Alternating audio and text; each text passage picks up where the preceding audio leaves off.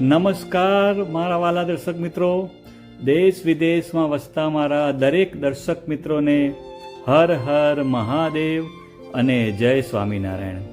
મિત્રો, આજના વિડીયોમાં આપણે સાબુદાણાની ખીચડી ખાવાના ફાયદા અને સાબુદાણાની ખીચડી કોણે ન ખાવી જોઈએ તેના વિશે વિસ્તૃતમાં વાત કરવાના છીએ, તો તમે મારો વિડીયો છેલ્લે સુધી જોજો.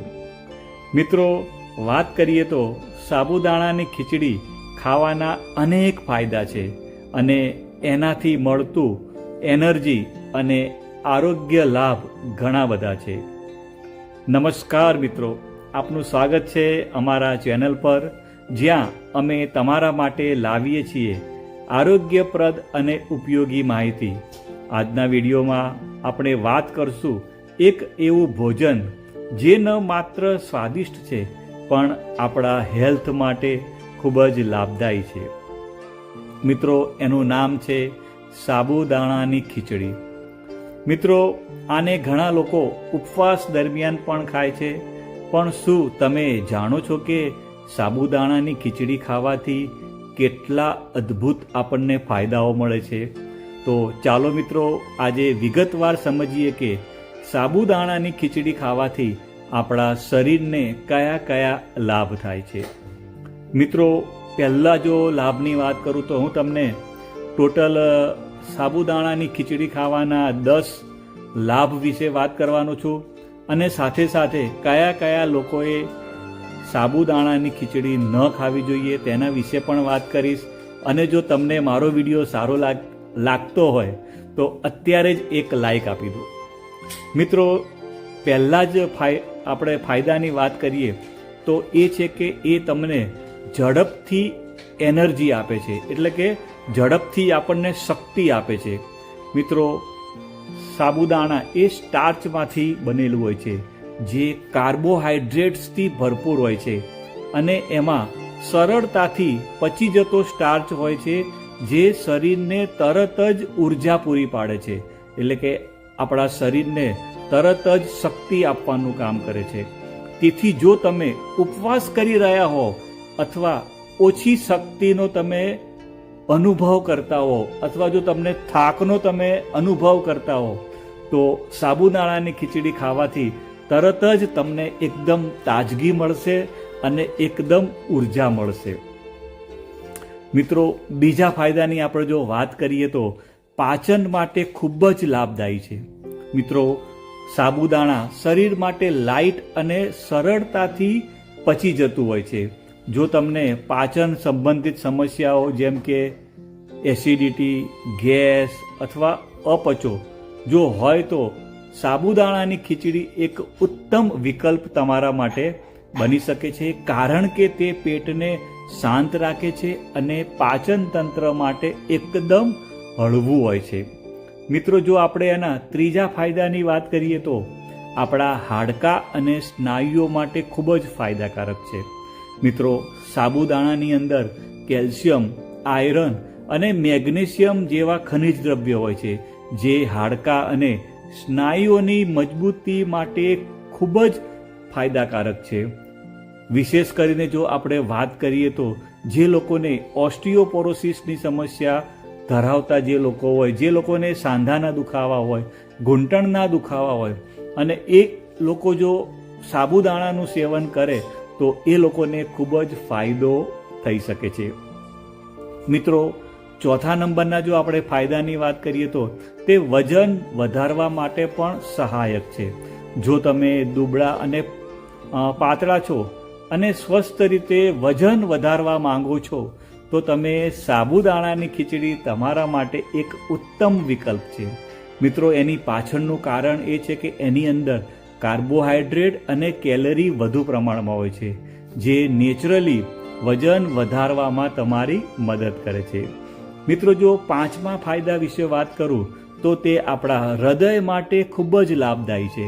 મિત્રો, સાબુદાણામાં કોલેસ્ટ્રોલ નહીં હોય અને તે ફેટ ફ્રી હોય છે, જે હૃદયના આરોગ્ય માટે ખૂબ જ સારું માનવામાં આવે છે.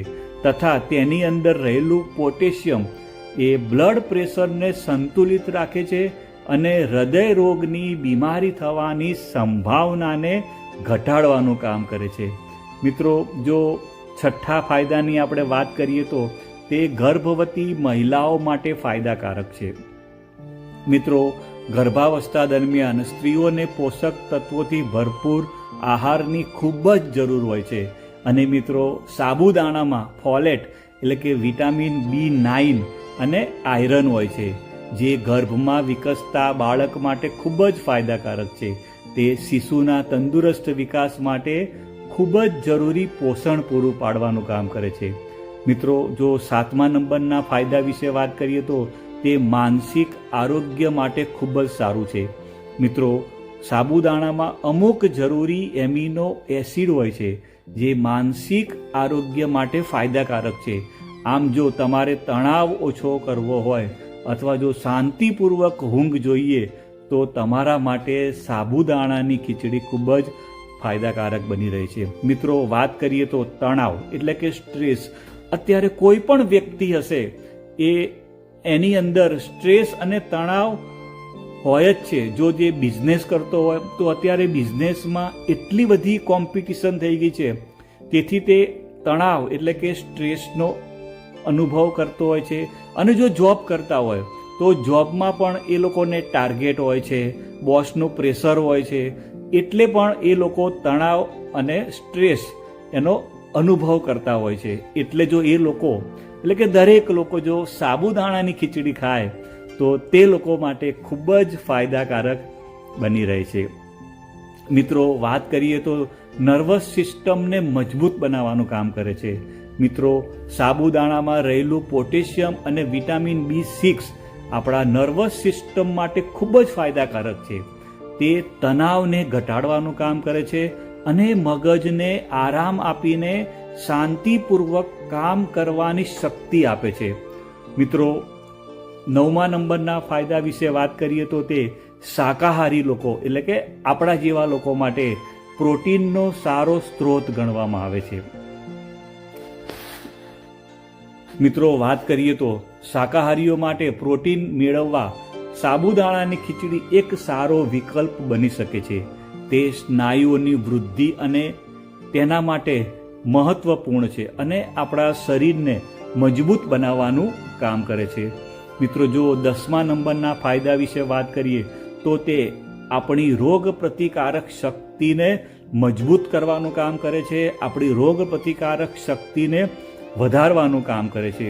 મિત્રો, શરીરની રોગ પ્રતિકારક શક્તિ વધારવા માટે પૌષ્ટિક આહાર લેવું મહત્વપૂર્ણ છે. અને મિત્રો, સાબુદાણામાં રહેલા પોષક તત્વો શરીરને શક્તિશાળી અને તંદુરસ્ત રાખવામાં મદદ કરે છે. મિત્રો, હવે આપણે વાત કરીએ તો સાબુદાણાની ખીચડી કોણે ન ખાવી જોઈએ. મિત્રો, વાત કરીએ તો સાબુદાણાની ખીચડી ઘણા બધા આરોગ્યલક્ષી ફાયદા આપે, પરંતુ દરેક માટે તે અનુકૂળ હોતી નથી. કેટલીક ખાસ સ્થિતિઓમાં અથવા આરોગ્ય સમસ્યાઓ ધરાવતા લોકોએ તે ટાળવી જોઈએ. તો મિત્રો, વાત કરું તો સાબુદાણાની ખીચડી ન ખાવી જોઈએ અથવા એ લોકોએ સંયમથી ખાવી જોઈએ અથવા એ લોકોએ એમના ડૉક્ટરની સલાહ લઈને ખાવી જોઈએ. પહેલા નંબરમાં વાત કરીએ તો જે લોકો ડાયાબિટીસવાળા હોય, જે લોકો ડાયાબિટીસ ધરાવતા હોય એ લોકોએ ખાસ કરીને સાબુદાણાની ખીચડી સંયમથી ખાવી જોઈએ અથવા ડૉક્ટરની સલાહ મુજબ ખાવી જોઈએ. એની પાછળનું કારણ એ છે કે સાબુદાણાની ખીચડીમાં કાર્બોહાઈડ્રેટ્સ ભરપૂર હોય છે અને તેમાં ગ્લાયસેમિક ઇન્ડેક્સ ખૂબ ઊંચો હોય છે. તેથી તે લોહીમાં સુગરનું લેવલ ઝડપથી વધારી શકે છે. મિત્રો, વાત કરીએ તો ડાયાબિટીસ ધરાવતા લોકો માટે હાઈ ગ્લાયસેમિક ઇન્ડેક્સ ધરાવતા જે ખોરાક હોય છે એ લોકો માટે જોખમી બની શકે છે. જો તમારે ખાવું હોય તો બહુ ઓછી લિમિટેડ માત્રામાં ખાઓ અને તે સાથે પ્રોટીન અને ફાઇબરયુક્ત ખોરાક જેમ કે અંદર દહીં અથવા તમે શાકભાજી એડ કરી શકો છો. જે લોકો વજન ઘટાડવા માગતા હોય એ લોકોએ સાબુદાણાની ખીચડી ન ખાવી જોઈએ, કારણ કે તે સ્ટાર્ચ અને કેલરીથી ભરપૂર હોય છે, જેથી તે ઝડપથી વજન વધારી શકે છે. એટલે કે જે લોકો વજન વધારવા માગતા હોય તે લોકો ખાઈ શકે, પણ જે લોકો વજન ઘટાડવા માગતા હોય તે લોકોએ સાબુદાણાની ખીચડી ખાવાનું થોડું ટાળવું જોઈએ. મિત્રો, જે લોકોનું લો બ્લડ પ્રેશર હોય એ લોકો જો સાબુદાણાની ખીચડી ખાય તો એ લોકોનું બ્લડ પ્રેશર થોડું ઘટી શકે છે. એટલે જે લોકોનું બ્લડ પ્રેશર લો હોય એ લોકોએ ન ખાવું જોઈએ. એની પાછળનું કારણ એ છે કે સાબુદાણામાં પોટેશિયમ વધારે પ્રમાણમાં હોય છે, જે રક્ત દબાણ ઘટાડે છે.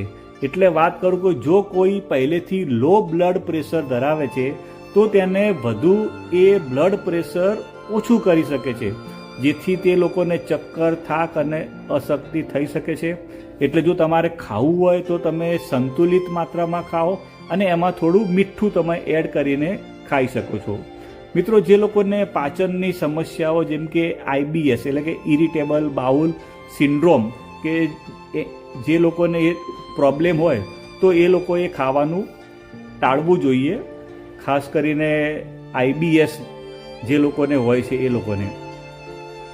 મિત્રો, જો એ લોકોને ખાવું હોય તો થોડી માત્રામાં ખાઈ શકે છે અને એમાં એ લોકો લીંબુ, ધાણા જીરું અથવા જીરું એડ કરીને ખાશે તો એનાથી થોડું પાચન ઇઝીલી થઈ શકે છે.